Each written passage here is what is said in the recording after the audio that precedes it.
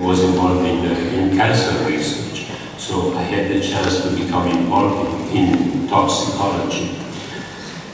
So several years ago, this issue is so important, you have to understand this. Several years ago, the United Nations started this project of building up a system for classification of chemicals, trying to build up a common language for all different countries.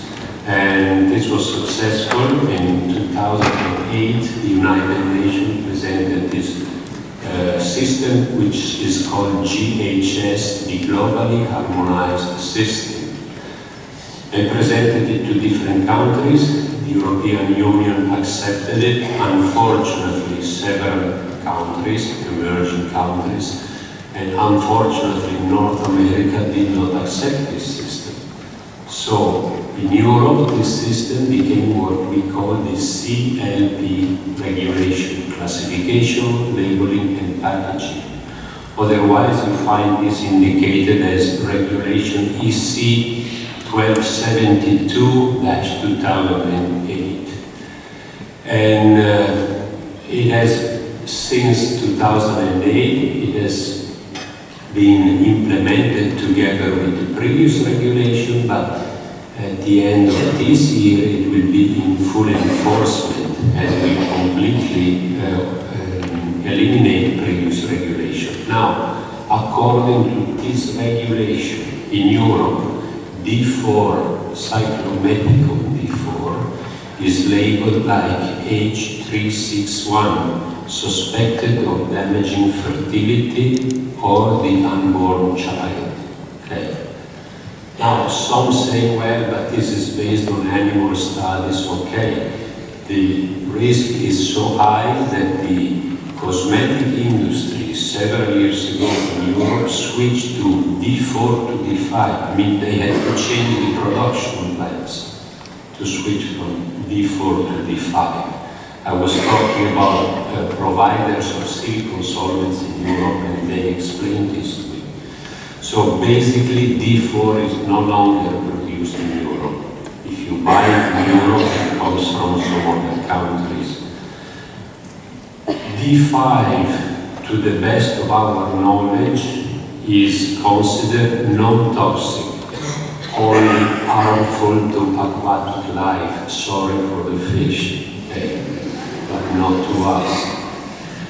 But it's really mandatory to say, to the best of our knowledge now, because you know, this is a general trend.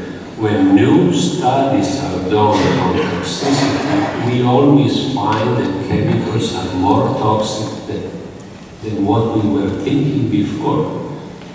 So, the other silicon solvent that we mentioned yesterday, HNDS, hexamethyl disiloxane. We should not call him D2 because D in silicon chemistry means a cyclic structure. This is not a cyclic structure. Anyway, HNDS or D2, let's not be picky about this. Again, it doesn't have any toxicity indication right now. Again, toxic to aquatic life. So, if we want to be green to the environment, we should be greener, even greener with ourselves, because of toxicity issues. I just mentioned one solvent because it was mentioned in one of the presentations the other day. N-methylpyrrolidone, NMP. For European regulation, this is considered a teratogenic solvent. You know what teratogenic means? Birth defects. Okay. So there is no really, particularly I'm talking to, you know, my generation. Well, we have been affected by so many things, but particularly I'm talking to young conservators. Be aware of the toxicity issue. It's not trivial. Some say, well, we use a small amount of solvents. It's not so. Even retouching You know, in toxicology that would be considered a prolonged exposure, because for how long does it last? It's true, it's a small amount, but for how long does it go on? So you can imagine applying a varnish, you can imagine, doing cleaning of a large surface. So let's be conscious about this. That's all I have to say.